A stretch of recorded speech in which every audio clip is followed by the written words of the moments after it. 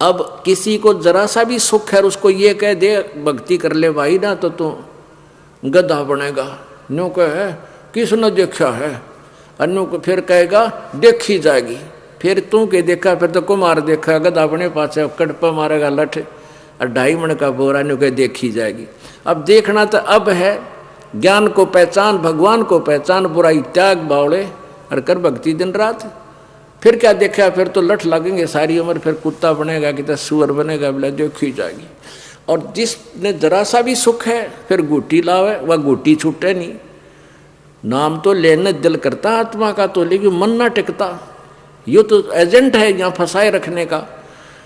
फिर उसके सामने वह गुटी याद आवे, मित्रों के साथ बैठ के हैं, और फिर बीड़ी ना छूटे, यू काल ना छूटने देता कि कहीं इसकी भक्ति कर्म अच्छे ना बढ़ जाए, युग तेरे जाल से निकल जाए। लेकिन आप सच्चे दिल से मालिक को समर्पण करो कि परमात्मा हम जीव हैं, हमारे बस की बात नहीं, और आप बता रहे हो कि वो प्रबल शक्ति है काल भी, और वो हमें फंसाए रखना चाहता है, आप ही दया करो अपने दासों पर, हमारी बुराई छुटवाओ। लेकिन सच्चे दिल से फिर देखना आपके हाथ कांप जाएंगे जिस दिन आप शराब की तरफ या बीड़ी की तरफ हाथ करोगे। आपको ऐसे तरीके से निकाल लेगा परमात्मा। तो ऐसे जब हम साधना करते हैं, अब पिछले जन्म में पुण्य अच्छे करता है वो पिछले तप से राज मदमानम और जन्म तीसरे शुक्र समानम, ये तो सूक्ष्म वेद की वाणी। तप से राज मदमानम और जन्म तीसरे शुक्र समानम, तप करने से राज्य प्राप्त होता है, और राज्य प्राप्त करके ये प्राणी इतने पाप कब इकट्ठे कर लेता कि अभिमान बन जाता है उसके अंदर। वो 9 शब्द नहीं सुन सकता, किसी से ना नहीं सुन सकता, उसके फेवर में चापलूस लोग उसके पीछे पीछे फिरते रहते हैं, उससे निरे पाप करवा देते हैं झूठ साच बोल के। और तीसरे जन्म में शुकर, सुवर, स्वान माने कुत्ता, सुवर कुत्ते गधे की जो निम जाएगा। आगे फिर अपने जो शास्त्र क्या बताते हैं, तपेश्वरी सो राजेश्वरी और राजेश्वरी सो नरकेश्वरी। ओह, तपेश्वरी माने जो तपेश्वर यानी घना तप करने वाला, वो घने दिन राजा बनता है, और जो घने दिन राजा बनेगा उसके घने पाप इकट्ठे होंगे, वो नरकेश्वरी यानी नरक भी उसके लिए स्पेशल बनेगा। ये प्रमाण है शास्त्रों का। तपेश्वरी सो राजेश्वरी यानी उसको राज भी गणा मिलेगा, ठौठ हो जाएगा, पृथ्वी का मालिक बन जा। और राजेश्वरी सो नरकेश्वरी यानी नरक में भी उसको अच्छा ठोक काफ़ी वर्षों तक विशेष नरक में रखा जाएगा, उसका नरक भी बहुत जबरदस्त समय का बन जाएगा। तो इस प्रकार परमात्मा कहते हैं कोट जन्म तन ब्रह्मत हो गए, कुछ ना हाथ लगा रे। मान लीजिए आन उपासना की आपने, जैसे अभी आपको बताई थी कपिल मुनि जी का उदाहरण दिया। अब उसने वेदों अनुसार तप किया, साधना की, उससे सिद्धियां आ गई, कुछ दिन तो तप करा हठ योग, उससे तो राजा बनेगा, पृथ्वी का पूरी पृथ्वी का मालिक भी बन सकता है कभी जब उसका मानव शरीर होगा। और ओम नाम के जाप से वो स्वर्ग महास्वर्ग में ब्रह्मलोक में जाएगा। और गीता जी अध्याय नंबर 8 के श्लोक नंबर 13 में लिखा है कि ब्रह्मलोक पर्यंत ये सभी लोग पुनरावर्ती में हैं। पुनरावर्ती माने इनकी बार बार आना जाना रहता है, वहाँ स्थायी नहीं है, ये जन्म मरण मोक्ष नहीं है। और जो उसने 60,000 राजा सगड़ के पुत्रों की हत्या की, उसके आधार से फिर ये कुत्ता बनेगा और इसके सिर में कीड़े पड़ेंगे, और वो 60,000 सगड़ के पुत्र, और वो उसको फिर चुन का बदला लेंगे। ओए होए, कलेजा हिलजा पुण्यात्माओं, जो थोड़ा सा भी आप होश में हो, क्योंकि परमात्मा कबीर जी कहते हैं कबीर ये माया अटपटी या त्रिगुणमयी माया, रजगुण ब्रह्मा सतगुण विष्णु तम गुण शिव जी के द्वारा ये इंजेक्शन आप कहला रखे हैं। कहते हैं कबीर ये माया अटपटी सब गट आण अड़ी, और किस किस ने समझाऊं या कुआ भांग पड़ी। ओए होए, 21 ब्रह्मांड में इस काल ने अपनी त्रिगुणमयी माया या भांग डाल रखी है, और जिसने इन तीनों गुणों के आधार से जो भी अस्थायी सुख यहाँ मान रखा है, रजगुण ब्रह्मा जी के गुण के प्रभाव से हम यहाँ संतान उत्पत्ति करते हैं और इसी को हम आनंद मान रहे हैं, और उसी के गुण के प्रभाव से यहाँ के ठाठ बाट हम कार कोठी ऐसी पेशी ये मांगते हैं। ये तो रजगुण ब्रह्मा जी का इंजेक्शन का प्रभाव। और फिर यहाँ एक दूसरे में प्यार मोह ममता, माता पिता भाई बहन बेटी में जैसे संपत्ति में, ये मोह का हमसे छूट नहीं सकती। जीव एक दूसरे से की ममता के बिना रह नहीं सकता। ये इंजेक्शन ला रखा है, ये है भगवान विष्णु जी के सतोगुण का इंजेक्शन। और फिर तमोगुण का इंजेक्शन है, छोटी सी बात पे भाई बैठे हैं बहुत प्यार से बात कर रहे हैं, माता पिता बैठे हैं, और कोई छोटी सी बात हो जाए लड़ पड़े और नो कर दो, कई दिन नहीं बोला मुँह चढ़ डाले, वो स्वभाव है इसका भगवान तमोगुण शिव जी के इंजेक्शन का। यानी यहाँ इस तरह पीड़ित करा के परमात्मा, कबीर जी कहते हैं कबीर ये माया अटपटी सब घटा नड़ी, और किस किस ने समझाऊं या कुआ भांग पड़ी। सब यहीं तक का सुख मांगने हमारे पास आते हैं। एक बेटा हो जाए, कार हो जाए, कोठी दे दो भगवान, भैंस दूध ठीक दे दे, नौकरी लग जा। परमात्मा कहते हैं ठीक है, जो प्राणी जिस अभाव से दुखी है, अंधे को आंखों की चाह भगवान बाद में सोचेगा। जब तक उसको तत्व ज्ञान नहीं है, किसी के संतान नहीं है, भगवान की तो बाद में सोचता है, पहले न सोचे भगवान मेरे कोई बेटा हो जाए, बेटी हो जाए, एक संतान मिले। और जो निर्धन है वो न सोचे मेरे पास धन हो जा गणाए और मैं फिर सुखी हो जाऊंगा, फिर भगवान बजूंगा। घना धन होने पाछे तो बज लिया भगवान ने, फिक्र के बजेगा, फिर तो ठेका बजेगा शराब का है, कि तो और बकवाद बजेगा, कि तो घाटा हो जाएगा, फिर उसने बजेगा ये बड़े टोटा हो गए भगवान, उसका इतना देना इतना लेना, तो वो तो फिर ये बजेगा तू। अब परमात्मा कहता है तू मेरे पास आकर एक ही वस्तु मांग कि भक्ति दान गुरु दीजियो देवन के देवा हो, और जन्म पाया बोलो नहीं कर हो पद सेवा हो। अब परमात्मा की भक्ति मांगने से परमात्मा कबीर जी आपको अपनी शरण में लेगा, अपना मान लेगा। अपने बच्चे को जैसे जो आपका अपना बच्चा है हमारा, उसकी कोई भी अभाव है, कोई गर्मियों के कपड़े हैं, सर्दियों के कपड़े, जूते लेने हैं, या शिक्षा में कहीं एडमिशन कराना, तो माता पिता को पहले चिंता हो लेती है बच्चे से पहले, तो सारी व्यवस्था वो आप पर करेगा आपकी।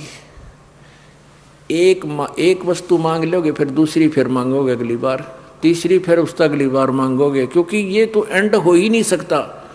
इसका एंड इसकी इच्छा मिटेगी इस ज्ञान से, और परमात्मा इसका समाधान समय समय पर आपको करता रहेगा।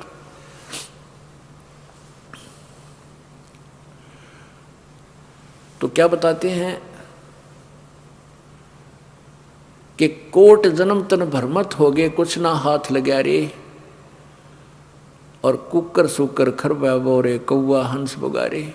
अब हमने कबीर जी कहते हैं कि कबीर ये माया अटपटी सब गटा नड़ी, और किस किस ने समझाऊं या कुआ भांग पड़ी।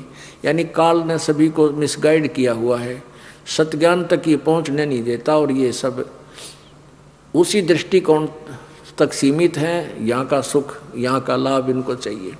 तो क्या बताते हैं कि कोट जन्म तन भरमत हो गए, करोड़ों जन्म हो लिए, आप कभी राजा भी बने। पुणात्मा राजा अम्बरीश थे, सतयुग में राजा थे, और ऐसी साधना किया करते थे। वो भगवान विष्णु के उपासक थे, विष्णु जी के। और दुर्वासा एक बहुत बड़े सिद्ध पुरुष थे, और दुर्वासा थे कर्म सन्यासी, यानी घरबार त्याग के बाल ब्रह्मचारी रहा करते थे।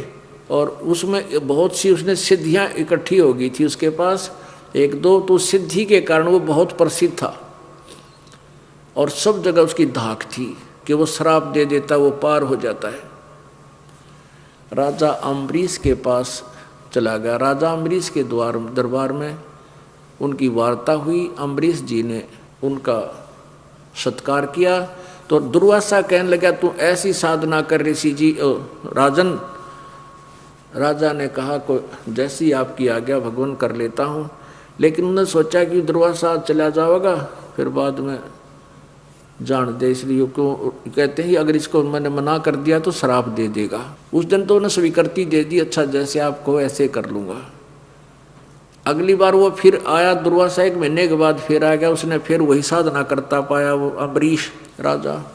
तो दुर्वासा ने श्राप दे दिया कि सुदर्शन चक्कर इसका गर्दन काट ले। अब सुदर्शन चक्कर सिद्धि से वहाँ प्रकट हो गया, अम्बरीश के चरण छू के, अम्बरीश राजा के तो चरण छुए और दुर्वासा को मारने के लिए उल्टा हो लिया। भाग्या गया विष्णु जी के पास, वहाँ से फिर उसको कहा कि जा अम्बरीश के चरण छू, वो अक्षमा करेगा तेरी जान बचेगी, नहीं तो नहीं बचेगी। तो राजा अम्बरीश जी गृहस्थी भी थे, बाल बच्चेदार भी थे, और ऐसी साधना भी उसके पास थी कि दुर्वासा जैसे सिद्ध पुरुष के भी छक्के छुड़ा दिए और राज्य भी करता था। अब इतनी नेक आत्मा, फिर अगले जन्म में क्या जन्म हुआ उसका, राजा जनक बनी वही आत्मा, राजा जनक, जो सीता जी के पिताजी कहलाए, और जिसने सुखदेव जैसे ऋषि को, सुखदेव जैसे सिद्धि युक्त ऋषि को नाम दिया, तब उसका स्वर्ग तक जाने का प्रबंध हुआ। अब ये काल क्या जाल करता है, इस काल का कितना भयंकर जाल है। राजा जनक जब शरीर छोड़कर जाने लगे, उनके लिए विमान आया स्वर्ग से लेने के लिए। वो स्वर्ग में विमान में बैठकर चल पड़े, शरीर छोड़ के सूक्ष्म शरीर से। तो रास्ते में वो उनका विमान ऐसे स्थान से निकलवा दिया काल ने, जहाँ पर एक नरक में 12 करोड़ आत्माएं अपना पाप भोग रही थी, हाहाकार मचा था। अब संत साधु दयालु होते हैं। राजा जनक ने कहा विमान के चालकों से कि चालको विमान रोको। विमान रोक्या कि ये क्या रोने धोने की आवाज़ कैसी आ रही है, पता करो। पारखद साथ थे, उन्हें पता करके बताया कि राजन यहाँ पर एक नरक है और उसमें करोड़ों की संख्या में पापकर्मी प्राणी अपना कष्ट भोग रहे हैं। राजा जनक ने कहा कि छोड़ दो इनको। पारखद बोले कि यहाँ आपका हुक्म नहीं चलेगा, आप राजा नहीं हो, या तो धर्मराज का हुक्म चलेगा। तो उन्होंने कहा धर्मराज से मेरी बात कराओ। अब जब उसने जिद कर दी तो धर्मराज से अर्ज की गई, धर्मराज वहीं आ गया और कहा कि पुण्यात्मा आप अपने स्वर्ग में चलो, आपके लिए वह पूरी व्यवस्था करवा दी है हमने। राजा जनक कहने का मैं नहीं जाऊंगा बिल्कुल भी, इन सभी आत्माओं को नरक से निकालो और मेरे साथ विमान में बैठाओ, मैं इनके साथ स्वर्ग जाऊंगा, नहीं तो मुझे भी नरक में डाल दो। अब धर्मराज ने सोचा भाई इसको तो नरक में डाल नहीं सकता और उनको मैं निकाल नहीं सकता, मेरे पावर से बाहर है। तो उसने एक विकल्प बताया कि आप अपने पुण्य संकल्प कर दो इन नरक की आत्माओं, नरक भोग रही आत्माओं को। राजा जनक ने अपने आधे पुण्य संकल्प कर दिए। राजा जनक ने बहुत ज्यादा पुण्य किए थे, यज्ञ कई सैकड़ों वर्ष तक, कई मन की लगातार कई यज्ञ किए उन्होंने, किया करते उनके, लिखा हुआ उनके इतिहास में, विष्णु पुराण में और ब्रह्म पुराण में लिखा हुआ है। तो आधे पुण्य संकल्प कर दिए, आधे पुण्य उस धर्मराज ने डाइवर्ट कर दिए और 12 करोड़ आत्माओं को रेसों में, और सबको नरक से निकालकर विमान में अलग से बिठाकर राजा जनक के साथ स्वर्ग में भेज दिए। पुण्यात्माओं, जब तक राजा जनक जी द्वारा संकल्प किए गए दिए गए आधे पुण्य उनके पास रहेंगे, तब तक तो वो नरक स्वर्ग में रहेंगी वो आत्माएं। वो पुण्य खत्म होते ही वह फिर उसी नरक में ठोकी जाएंगी। और उधर से वो राजा जनक का आधे पुण्य गए और फिर वहाँ स्वर्ग में रहा काफ़ी वर्षों तक। वही आत्मा सतयुग में जो राजा अम्बरीश थी, द्वापर में राजा, त्रेपता में राजा जनक बने, और फिर कलयुग में वो नानक जी बने, जिससे सिख धर्म का उत्थान हुआ। अब जब राजा अम्बरीश थी वही पुण्यात्मा, तो सैकड़ों नौकर उनके पास रहते थे, सैनिक रहते थे हजारों। राजा जनक रूप में भी उनके पास हजारों नौकर रहा करते थे। और पुण्य क्षीण हो जाने से काल के जाल का ऐसा भयंकर प्रभाव है, फिर वो स्वयं नौकर लगे, वही प्यारी आत्मा नानक जी सुल्तानपुर शहर में, पाकिस्तान में सुल्तानपुर, वहाँ एक नवाब के यहाँ मोदी खाने में नौकर लगे। और यदि परमेश्वर आकर के बेई नदी से उनको सचखंड दिखाकर वापस से अपने नाम से जो नहीं जोड़ते, तो वही प्यारी आत्मा अब ऐसे होगी थी ताकि ना जाने क्या किन योनियों में चले जाते, बर्बाद जीवन हो जाता। तो पुण्यात्माओं, समझदार को एक बोरी में से एक परखी मार के देख लेनी चाहिए, उसके बाद संतुष्ट हो जाना चाहिए, इसमें ये माल है। इस काल के बोरी में या परखी मार के दिखा दी, क्या बता, कोट जन्म तन भर मत होगे, कुछ ना हाथ लगे रे, कुकर शुकर खरबा बोरे, कौआ हंस बुगारे। इसके लिए आपको थोड़ा उदाहरण देते हैं। जैसे महावीर जैन है, महावीर जैन जी 24 में तीर्थकर माने जाते जैन धर्म के, और इन्होंने भी यही यहाँ की उस परम पिता की साधना ना करके उस प्यारी आत्मा ने आन उपासना की थी। उस आन उपासना से यानी ब्रह्म तक की साधना से उसको क्या लाभ और क्या हानि हुई, एक 5 मिनट का सत्संग आपको दिखा देते हैं, आपके सामने दिखा देते हैं। प्रत्यक्ष उन्हीं के लिखे हुए लेख में आपका दिल डट जाएगा, आपको ये ज्ञान समझ में आ जाएगा जो दास और परमात्मा कबीर जी आपको बताना चाहते हैं।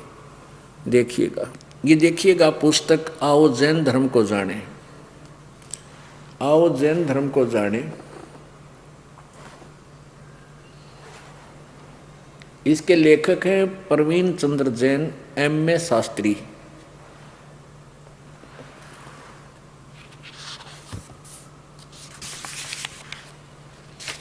आओ जैन धर्म को जाने, लेखक हैं प्रवीण चंद्र जैन, M.A. शास्त्री, जम्बू द्वीप, हस्तिनापुर। प्रकाशक हैं श्रीमती सुनीता जैन, जम्बू द्वीप, हस्तिनापुर, मेरठ। इसके 294 पृष्ठ से आपको दिखाते हैं, 294 से और 296, यानी इन 3 पृष्ठों में कति क्लियर हो जाएगा। ये 293 से देखिएगा, विशेष प्रकरण पुस्तक है आओ जैन धर्म को जाने। 293 पर प्रश्न है कि श्री महावीर भगवान के अन्य कौन कौन से नाम हैं।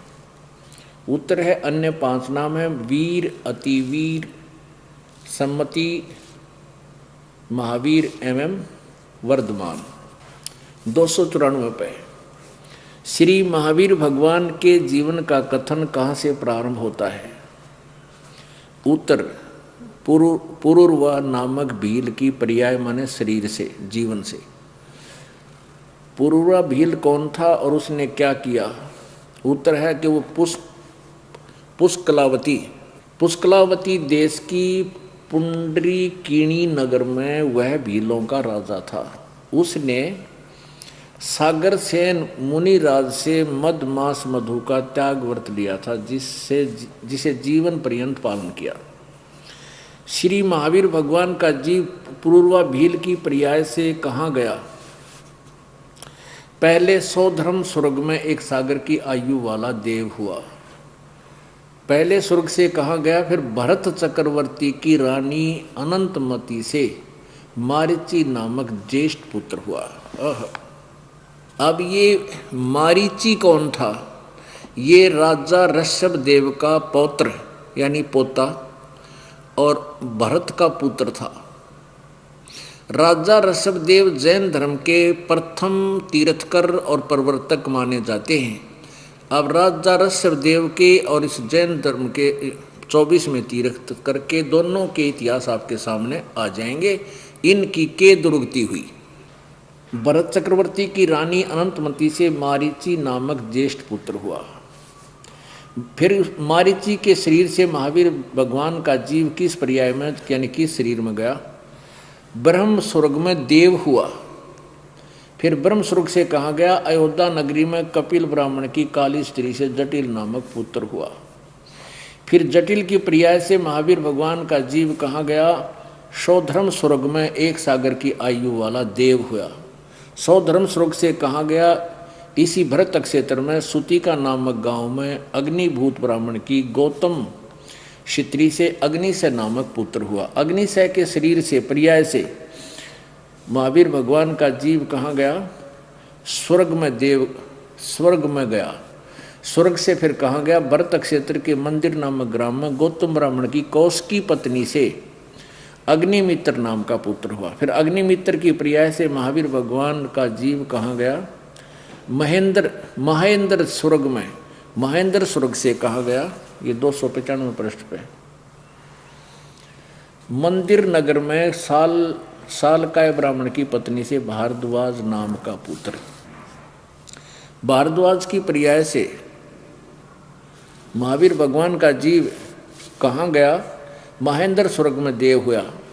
महेंद्र स्वर्ग से महावीर भगवान का जीव कहाँ गया? इत्र निगोद में 1 सागर की आयु वाला निगोदिया जीव।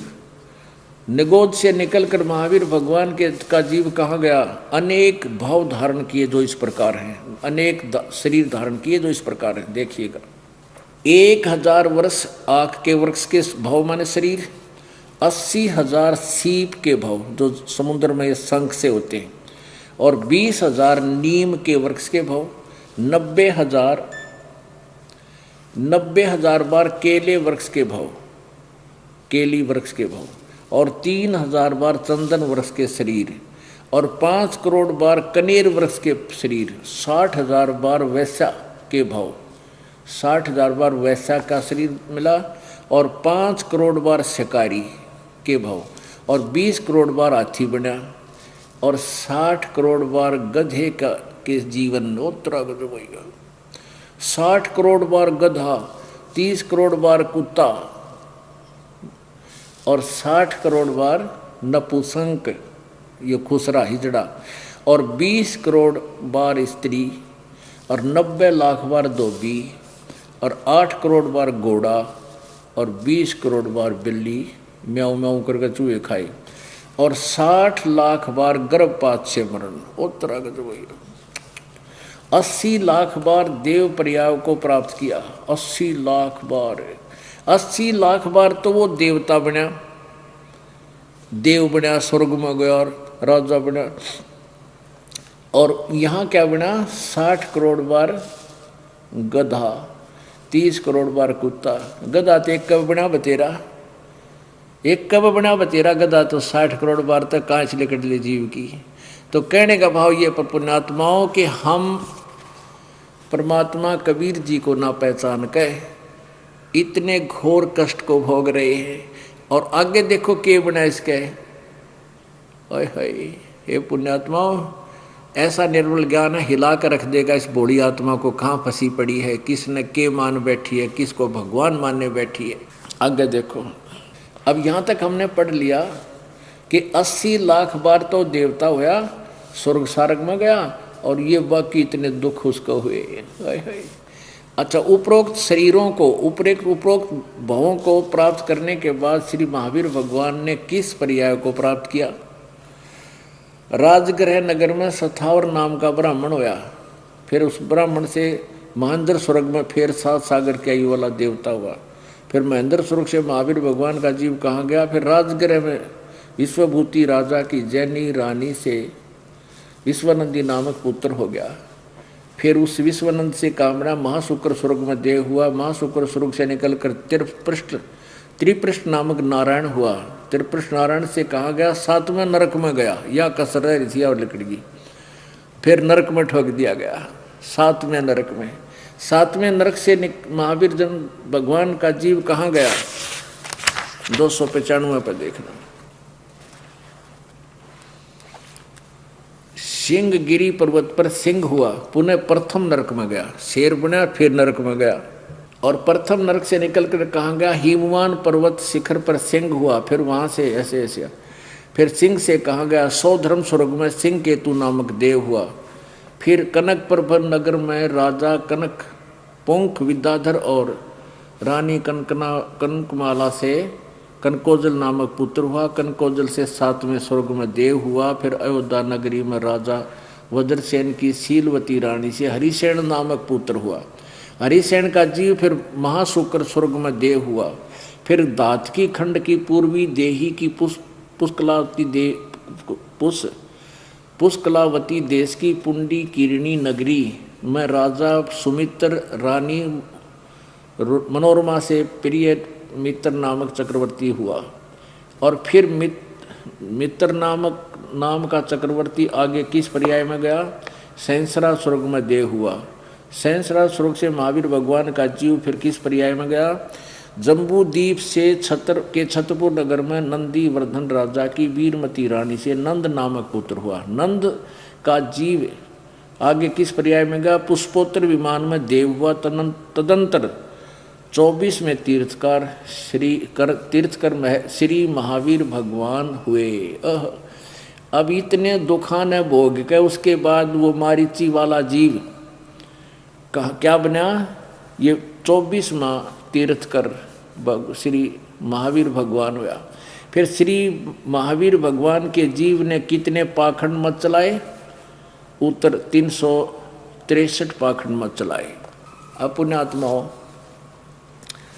राजा ऋषभ देव जी से इस महावीर जैन के जीव ने, अर्थात जब ये मारीची नाम से भरत की पत्नी से उत्पन्न हुआ था, राजा भरत की पत्नी से उत्पन्न हुआ था, जो भरत जो है इस ऋषभ देव जी के पुत्र थे।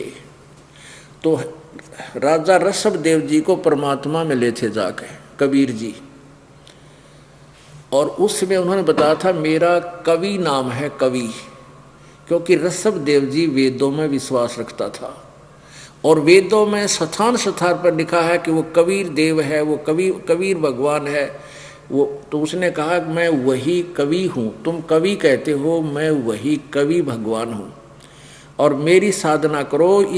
उसको पूरा प्रेरणा की, प्रेरणा करने से वो प्रेरित हो गया और राज भी त्याग दिया, पर कभी उस परमात्मा को परमात्मा नहीं माना, क्योंकि अन्य ऋषियों ने उसको फिर मिसगाइड कर दिया ऋषभ देव को कि ये झूठ बोलता है, ब्रह्मा विष्णु महेश से ऊपर कोई परमात्मा नहीं है।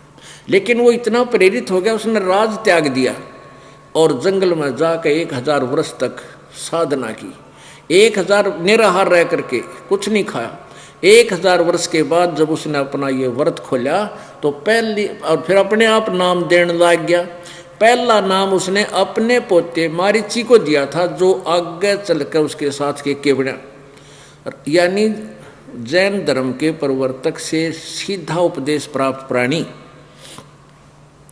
और वो वेदोनुसार साधना करते थे ऋषभ देव जी, जैसा भी हठ योग ओम का नाम जैसा भी, और वही मंत्र इसको दिया था मारीची को। उस मारीची की आगे के दुर्गति आपने पढ़ ली, और वही जीव आगे चल के महावीर जैन हुआ, जो 24वां तीर्थकर माना जाता है, अंतिम, आज तक अंतिम तीर्थकर है। और उस महावीर जैन ने आगे के सांग जोड़ा, 363 पाखंड के मत चला दिए। पाखंड मत, वर्तमान के जैनी उन पाखंड मतों के अनुसार साधना कर रहे हैं। वेदों अनुसार साधना करने वाले की तो यह दुर्गति हुई, और ये पाखंड मत के आधार से साधना करेंगे, वो उन गेला के बनेगी, आप समझ लेना। तो क्या बताते हैं परमात्मा? कोट जन्म तन भरमत हो गे, कुछ ना हाथ लग्या रे, कुकर शुकर खरबया बोरे, कौआ हंस बुगारे। कोटि जन्म तू राजा की न्या, मिटी न मन की आशा, भिक्षक ओके दर दर घूम लिया, मिला न निर्गुण रासा। सत साहिब, आज ज्येष्ठ सुदी पूर्णमासी, वो शुभ दिन है। इस दिन परमेश्वर अपने सतलोक से चलकर, सतलोक से गति करके यहाँ पृथ्वी लोक पर सशरीर आए थे। परमेश्वर कबीर देव जी ने एक शिशु रूप धारण किया। भारतवर्ष की पवित्र भूमि काशी शहर में एक लहर तारा तालाब के ऊपर, एक लहर तारा तालाब में विकसित कमल के फूल के ऊपर वो परमात्मा आकर विराजमान हुए, शिशु रूप धारण करके।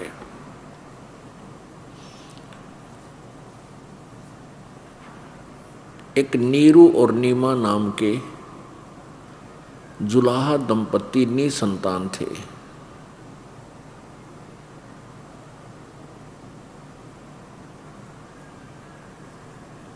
अब नीरू और नीमा के विषय में आपके बारे में थोड़ी सी जानकारी देनी पड़ेगी कि नीरू और नीमा कौन थे।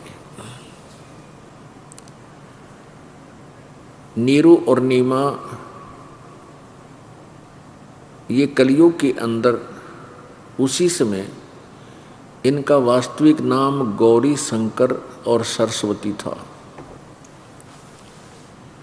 गौरी शंकर नीरू का नाम और सरस्वती नीमा का नाम था। इनका ब्राह्मण घर में जन्म था। गौरी शंकर और सरस्वती ये ब्राह्मण कुल में जन्म था। इनके कोई संतान नहीं थी। ये गौरी शंकर जो था बहुत अच्छी आत्मा था, पुण्य आत्मा था, नेक आत्मा। ये ब्राह्मण था और भगवान शिव जी का कट्टर पुजारी था। भगवान शिव जी की कथा सुनाया करता था नगर नगर में जाके, और निस्वार्थ कथा किया करता था। किसी से कोई पैसा नहीं लेता था कथा करने का। कोई स्वतः उसको दान देता था, वो अलग बात थी। उस दान को स्वीकार करता था, उसी दान से अपने घर का निर्वाह भी करता था, और शेष जो बच जाता था उसको दान धर्म में लगा देता था। वो किसी को मिसगाइड करके या कोई जंतर मंत्र का लालच देकर पैसे इकट्ठे नहीं करता था। जनता उसके से बहुत प्रभावित थी, बहुत प्रशंसा किया करती थी। कि जो लालची ब्राह्मण थे, स्वार्थी, वो बहुत ईर्षा करते थे कि सभी इसी की महिमा गाते हैं, इसी की चर्चा होती है, इसी से पाठ कराते हैं, हमारी रोजी रोटी में बाधा कर रहा है। उस समय मुसलमान लोग क्या करते थे, हिंदुओं को मुसलमान बनाने का एक विशेष उन्होंने प्रोग्राम चला रखा था। मुसलमानों ने देखा, काजी और मुल्लाओं ने, कि गौरी शंकर के साथ ब्राह्मण वर्ग नहीं है, वो स्वार्थी, इससे ईर्षा करते हैं। इसलिए ये गौरी शंकर भगवान शंकर की और हिंदू धर्म की बहुत ज़्यादा महिमा कर रहा है, ज़्यादा प्रचार कर रहा है। इसलिए उन्होंने उस गौरी शंकर जी को बाई फोर्स मुसलमान बना दिया।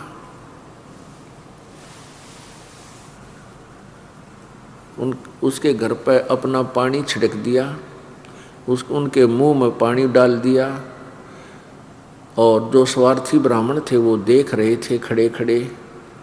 उन्होंने सब जगह डंडोरा, मुसलमान बन गए हैं, इनका भाईचारा बंद, जाति से निष्कासित, धर्म से निष्कासित फैसला सुना दिया। गौरी शंकर अब अलग थलग से महसूस करने लगे। कोई भी ब्राह्मण, कोई भी हिंदू उनके पास नहीं जाता था। उनका गंगा में स्नान करना भी बंद कर दिया, क्योंकि अब वे मुसलमान हो गए हैं। अब उनके सामने रोजी रोटी की समस्या आ गई, गौरी शंकर और सरस्वती के सामने। क्योंकि जो वो कथा करते थे तो दक्षिणा आती थी, उसी से निर्वाह कर रहे थे, वो बंद हो गई। उनका नाम रख दिया मुसलमानों ने, गौरी शंकर का नाम रख दिया नूर अली, उसको नीरू कहने लग गए। और सरस्वती का नाम रख दिया नियामत, उसको नीमा उर्फ नाम से नीमा कहने लगे। तो नीरू और नीमा नाम से वो सुप्रसिद्ध हो गए मुसलमान वर्ग में, मुसलमान धर्म के। अब नीरू ने सोचा कि सबसे कम खर्चे में व्यवसाय क्या हो सकता है। उसने कपड़ा बुनने का कार्य शुरू कर दिया। उसमें 4 लठ गाड़ के, 4 खुट्टे गाड़ के और 2 रस्सी बांध कर वो काम शुरू हो जाता था। अब जिस कारण से वो कपड़ा बुनने का कार्य करता था, जिस कारण से वो जुलाहा नाम से प्रसिद्ध हुआ, धानक नाम से।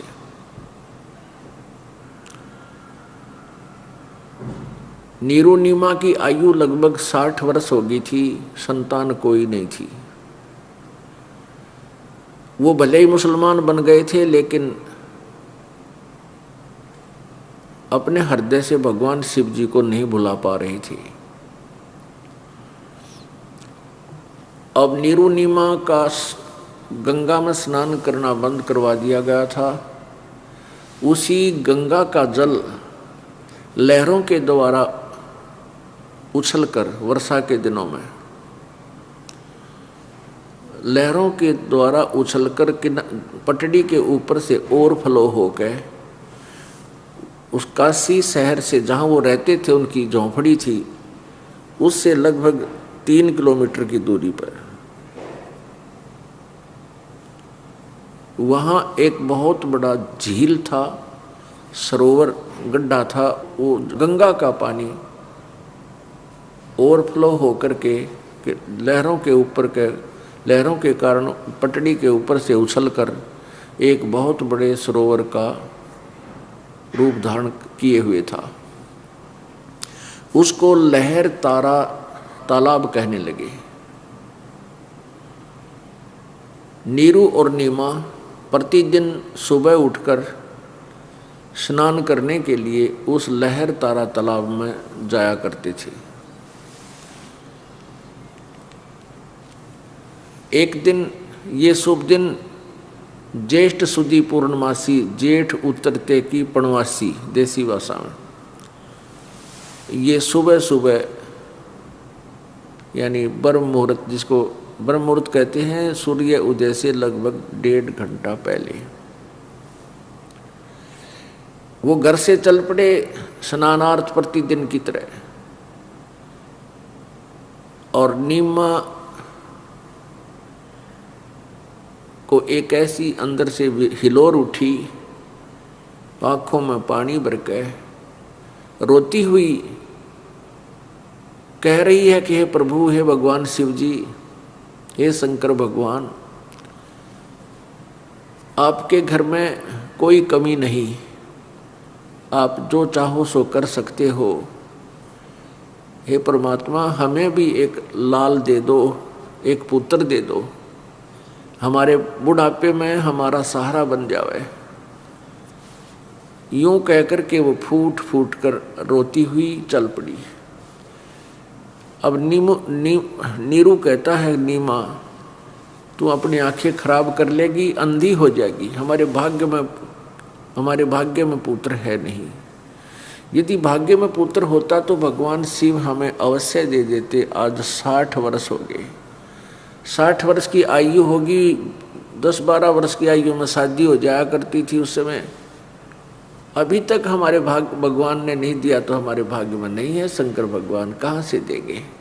और तो रो रो के आँखें और फोड़ लेगी, अंधी हो जाएगी, कोई उंगली पकड़ने वाला है नहीं बुढ़ापे में, मत रो। अब नीरू उसको सांत्वना देता हुआ आ रहा है, वो दोनों चले आ रहे हैं। उसी लहर तारा नामक तालाब के ऊपर एक अष्टानंद नाम के ऋषि, जो महर्षि रामानंद जी के शिष्य ऋषि थे, प्रतिदिन स्नानार्थ जाते थे और वही बैठकर सुबह सुबह एकांत स्थान पर जैसा भी उसको उनके गुरुजी ने भक्ति विधि भक्ति मार्ग बताया था वो साधना भी किया करता था। महर्षि रामानंद जी का उस समय बहुत बोलबाला था। उन्होंने अपने 1400 शिष्य बना रखे थे ऋषि। उनमें से एक अष्टानंद जी वहाँ लहर तारा तालाब पर प्रतिदिन स्नानार्थ जाया करता था और वहीं बैठ करके शांतिपूर्वक प्राकृतिक दृश्यों को देखता हुआ शांत चित्त से अपनी साधना किया करता था। उस दिन भी ऋषि अष्टानंद जी ने सुबह सुबह स्नान किया। स्नान करके अपना वस्त्र नीचे बिछाकर कपड़ा उसके ऊपर बैठ गया, अपना ध्यान मग्न होने की चेष्टा कर रहा था, समाधिस्थ होने की, ध्यान लगाने की चेष्टा कर रहा था, भक्ति कर रहा था। परमात्मा पूर्ण ब्रह्म कबीर देव जी अपने सचखंड से चलकर एक शिशु रूप धारण करके आकाश मार्ग से आ रहे थे। जैसा कि आपने ऋग्वेद मंडल नंबर 9 सूक्त नंबर 82 में, सूक्त नंबर 9 मंडल नंबर 9 सूक्त नंबर 86 मंत्र नंबर 26-27 और ऋग्वेद मंडल नंबर 9 सूक्त नंबर 82 मंत्र 1, 2, 3 आपको दिखाएंगे आज दोबारा। उसमें यही प्रमाण है कि परमात्मा ऊपर रित धाम में रहता है। रित धाम माने सतधाम, सतलोक में रहता है। और उस अपने सतलोक से गति करके यहाँ श्रेष्ठ आत्माओं को मिलता है, अच्छी आत्माओं को प्राप्त होता है। और उपदेश करने की इच्छा से, ज्ञान कराने की इच्छा से, तत्व ज्ञान कराने की इच्छा से वो परमात्मा ज्ञान कराने के उद्देश्य से यहाँ पर आता है। और वो अपने रूप को सरल करके, सरल मीन हल्का तेज पुंज का बना के यहाँ आता है। पुण्यात्माओं, सतलोक में सतपुरुष अर्थात परम अक्षर ब्रह्म का शरीर बहुत तेजों में है। उनके एक रोमकूप में इतनी रोशनी है कि करोड़ सूर्य और करोड़ चंद्रमा इकट्ठे ही प्रकाश कर रहे हों, इतनी रोशनी एक रोमकूप की है। और 3.5 करोड़ हमारे रोमकूप होते हैं। तो यदि वो परमात्मा उसी अपने एज इट इज तेजों में शरीर में यहाँ आ जावें तो हमारी उल्लू की तरह सबकी आंखें बंद हो जावें, हम कुछ नहीं देख सकते। इसलिए वो परमेश्वर अपना हल्का तेज पुंज का रूप बना के वहां से यहाँ आता है। गरीबदास जी महाराज अपनी वाणी में कहते हैं कि तेज पुंज अन्य दे धर कर, इस विध हमको भेंट ही, इस प्रकार हमको मिले। गरीबदास जी को भी परमात्मा मिले थे। अब पुण्यात्माओं, आज ये 3रा दिन आ गया सत्संग का, और अभी तक इस परमेश्वर के बारे में जो जानकारी दी जा रही है, भूमिका बनी है कि हम उस कबीर परमात्मा को परमात्मा कह सकें। क्योंकि अभी तक हम अज्ञान आधार से कबीर जी को एक केवल कवि, एक धानक यानी जुलाहा और गरीब आदमी, मजदूर आदमी मानते थे। यदि उसकी पूरी भूमिका ना बनाई जाए, यथार्थ ज्ञान आपके सामने वेदों सदग्रंथों से ना प्रस्तुत किया जाए, तो आप कभी नहीं स्वीकार कर सकते कि कबीर इज गॉड। और वो कबीर जो बनारस में धानक रूप में आया था, कभी नहीं मान सकते। और जबकि वो परमात्मा थे, उसकी गवाही 4 वेद, 18 पुराण, गीता जी, ये सभी पवित्र सदग्रंथ देते हैं। और साथ में उनके प्रत्यक्ष दृष्टा संत भी परमेश्वर की गवाही देते हैं कि धानक रूप रहा करतार। वो परमात्मा सतलोक से चलकर आए, छोटा शिशु रूप धारण करके, तेजों में शरीर था उनका, और नीचे आकर के उन्होंने तेज को समेट कर और हल्का कर लिया, और अति हल्का कर लिया। तो अष्टानंद जी जो ऋषि वहाँ बैठे थे, साधना करने का प्रयत्न कर रहे थे, उन्होंने क्या देखा कि आकाश से एक बहुत ही तेज प्रकाश युक्त एक तेज पुंज आ रहा है। तेज पुंज यानी प्रकाश का समूह, उसने गोला सा दिखाई दिया, वो प्रकाश पुंज दिखाई दिया। और जो ही उसने उस तेजों में उस प्रकाश पुंज की तरफ देखा, आंखें बंद होगी, चुंधिया गई, उसकी आंखें खुली नहीं रह सकी, इतना तेज था। जो ही उसने आंखें बंद हुई, उसकी आंखें बंद हुई अष्टानंद जी की, तो उसने क्या देखा कि उसके अंदर उसको एक बालक की परछाई नजर आई। जैसे हम सूर्य की तरफ देख लेते हैं तो हमारी आंखें सूर्य के प्रकाश को डायरेक्ट सहन नहीं कर पाती, फिर आंखें बंद कर लेते हैं तो सूर्य का रिफ्लेक्शन, प्रतिबिंब आंखों में हल्के तेज पुंज का एज इट इज दिखाई देता है। तो ऐसे जब अष्टानंद जी की आंखें बंद हुई तो उसने देखा कि तो बालक है, एक छोटा सा शिशु है। जो ही उसने फिर दोबारा आंखें खोली तो वो तेज जो था प्रकाश एक कप उस लहर तारा तालाब के एक कोने में सिमट गया, और उससे आगे उसको कुछ दिखाई नहीं दिया। अब उस अष्टानंद जी ने सोचा कि ये मेरी कोई भक्ति की ही कोई उपलब्धि है जिससे मुझे हो सकता है, क्योंकि ये सभी ऋषि परमात्मा को निराकार बताते हैं, उसका तो केवल प्रकाश देखा जाता है।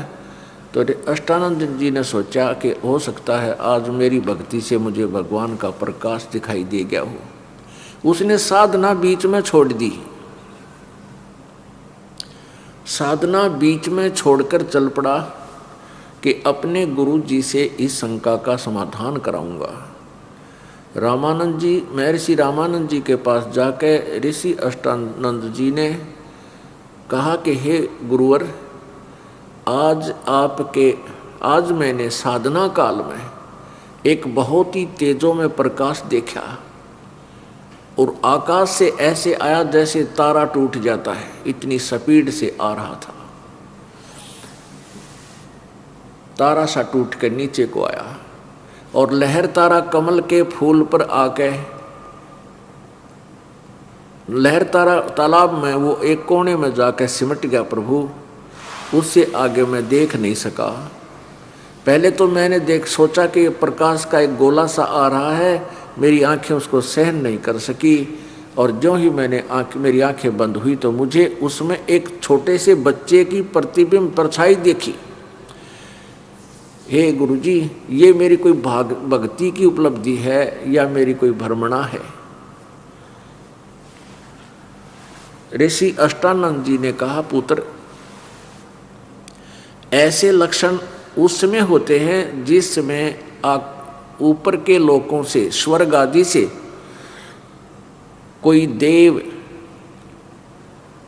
नीचे पृथ्वी पर अवतरित होता है, किसी माँ के यहाँ गर्भ में प्रवेश करेगा और फिर यहाँ कोई लीला करने आता है। तो ऐसे लक्षण उस समय होते हैं। हो सकता है कोई देव ऊपर के लोकों से आया हो और वो यहाँ किसी माँ के गर्भ में प्रवेश हुआ है और वो अपनी लीला करेगा, अपना जीवन जैसा भी प्रारब्ध है उसको पूरा करेगा।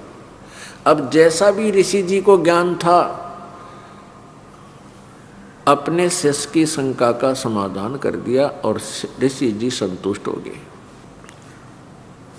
अपने आत्माओं, उधर से नीरू और नीमा लहर तारा तालाब पर पहुंच गए। ज्येष्ठ सुदी पूर्णमासी सुबह सुबह ब्रह्म मुहूर्त में प्रतिदिन की तरह वहाँ स्नान करने के लिए पहुँचे। पहले नीमा ने स्नान किया, क्योंकि फिर बाद में सूर्य उदय हो जाता है, इसलिए उसने अंधेरे में प्रथम स्नान किया।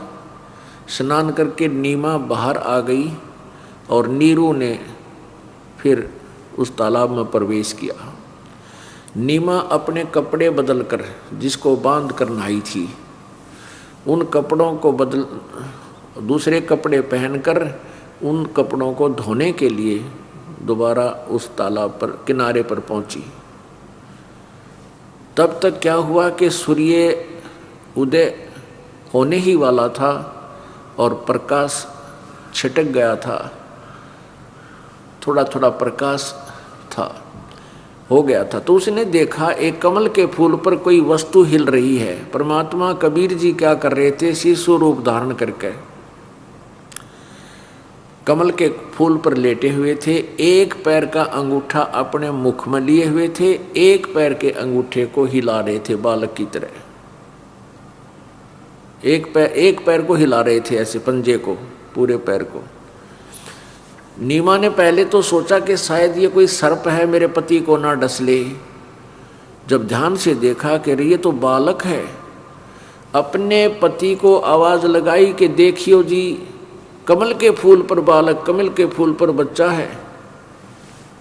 अब नीरू नहा रहा था, ऐसे ऐसे करके नहा रहा था।